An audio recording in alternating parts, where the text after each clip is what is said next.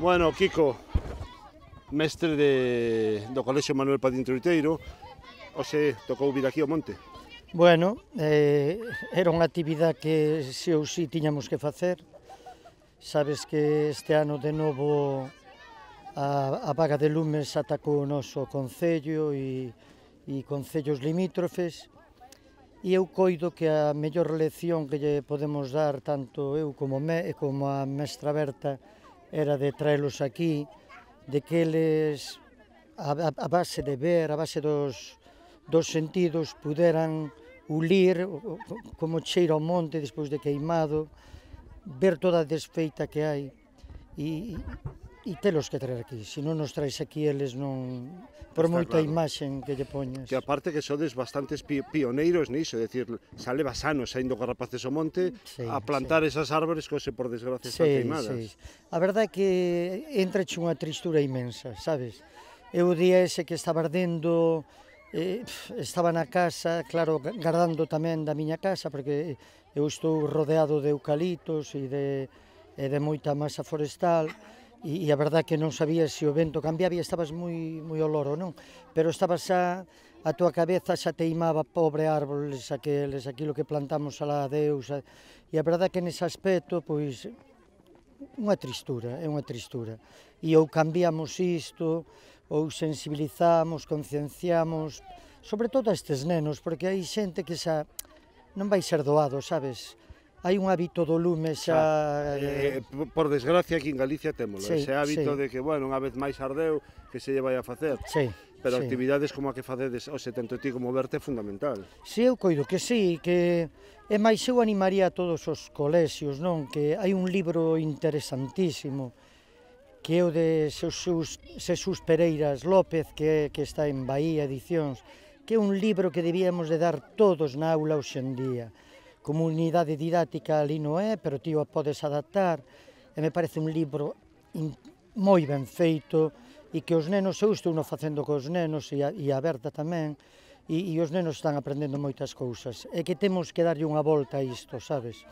Nós temos que poñernos a enfrente desa xente que queima o monte, temos que poñer estes rapaces en fronte deles, que saiban discernir o que está ben e o que está mal. Eles hoxe decían, mestre, como cheira, como ule, mestre, mira, que mágoa, que bonito sería que todo... É iso que temos que... É que non é o mismo, xa por desgracia, velo arder, velo queimar, ver como se vai, pero traelos aquí é que poder sentir, como ben dices, poder tocar esa cinta, que queden as mans manchadas, esos cheiros, esos sentidos teñen que entrar. Claro, é que nos coles ten que ser así o ensino, sabes? O ensino ten que ser un ensino vivo, un ensino onde eles sean os que xeneren o seu propio coñecemento, sabes? Eu sou moi partidario de que os nenos teñen que tocar, teñen que vivenciar todas as cousas. No cole, dentro co libro, non faz absolutamente nada. Eu sei que os meus nenos é o primer ano que están estes nenos comigo, e saben que a historia é totalmente distinta ao que nós queremos, Berta máis eu. Eles xeneran o seu aprendizaxe. Como xeneran? Vindo aquí. Como? Tomando notas, preguntándolle pois ao veciño, preguntándolle á xente que estuvo loitando contra o lume, a veces preguntándolle ao mestre, isto como pasaría, que pasaría, sabes? E despois ver o que hai despois do lume, sabes? Que é moi importante. Porque a xente che di, non, é que a min o monte tanto me dá. Cuidado. O monte non tanto che dá. Se o monte arde, aquí hai un mogollón de partículas que van para arriba e que van a xenerar unha serie de historias como máis CO2, despois as augas vanse ir fastidiando, porque ti bebes auga, compañeiro, inda que che sale por unha villa, ti esa auguiña venche do monte, venche dunha traída, a cinza, pois probablemente a vai a contaminar, e xa non digamos pois a nosas xentes que viven do mar, que se un día ven unha riada forte, o que acontece. E xa por último, cal foi o resultado? Imagínome que ben, non? Porque están super contentos. Si, eu penso que eles ao salir da aula xa están felices, non?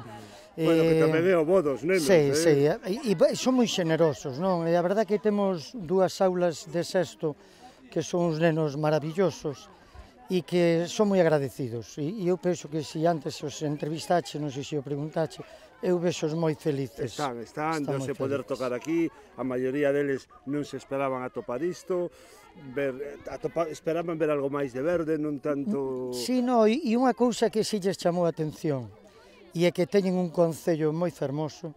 Esta galla de Monzón non a coñecían, non sabían que era a zona máis alta do noso concello, e que dende ela podían ver concellos como o de Pazos, limítrofes como o de Fornelos, como o de Caldelas, como o de Pontevedra, como o de Redondela, como esa ría tan fermosa que temos, e estaban un poquinho alucinados de anda, mestre, que cousa tan bonita temos tan perto de nós. Pois, Kiko, tanto para ti como para Berta, parabéns, sobre moitas todo por grazas. esta actividade, sempre estades innovando, sempre estades facendo cousas, e creemos que isto é fundamental.